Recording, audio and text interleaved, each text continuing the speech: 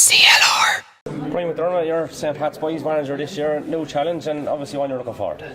Yeah, I was over Castle Rangers last year and we had a pretty good season. Then St. Pat's job came up in the summer and it was one I couldn't really refuse. I grew up in Graiguecullen, St. Pat's are my boyhood club, so look, it's great to be back. You must be one of the youngest managers, I say, in the league as well. You're just in around the 30 mark, I'd say. I'd hazard a guess.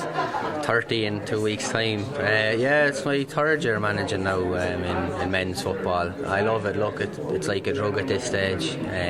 But look, to be back at St. Pat's especially, you know, it really does interest me in terms of the challenge.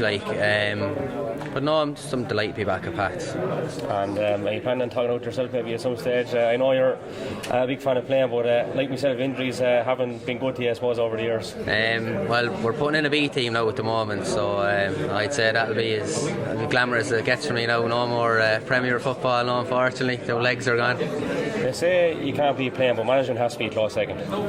Yeah, look, I mean, if we're training at 7 o'clock on a Tuesday or a Wednesday, whatever it is, you know, I try to get down maybe an hour beforehand, and it's you either love it or you don't. I mean, when you win a game on a Sunday, it probably makes it all worthwhile, you know. But on the other end of the spectrum, on a Saturday evening, I've often gotten texts from 2 or 3 lads saying they can't make it, and you know, you just have to adapt. But no, honestly, I absolutely love managing, and look, without going on too much about it, being back at Pat's now is, you know, it's really, you know, it's really, really special for me. You're very outspoken. You call it the way you see it, and you're not afraid to do so, be it on social media or otherwise. Are them traits something that you bring with you to management as well?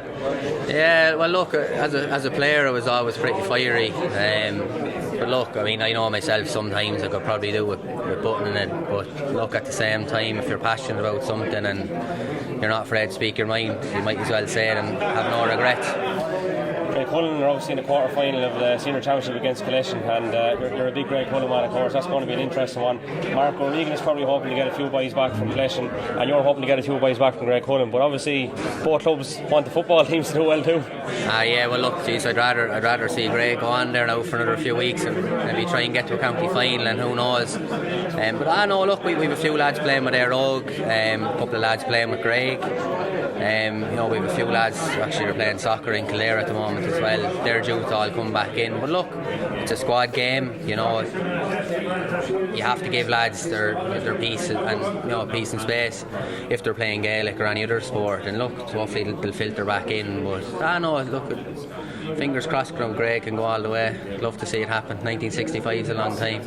And finally, what's the realistic target this year for St. Pat's Boys? Well, look, we'll have to take it game by game. I mean, for argument's sake, if we won our first 3 or 4 matches in the league, you know, you're going to say, oh, we're trying to avoid relegation. Not really, you know. But look, if Pats haven't won anything in 15 years, it's a long time in men's football. To finish 5th or 6th now over the last couple of seasons. So look, if we can even break into the top 4, top 3, maybe get to a cup final and slowly but surely build then towards maybe the season after and try and challenge KCLR, Newark and Hanover, we'll be delighted. And we get the Sunderland job after that then. Hopefully, fingers crossed.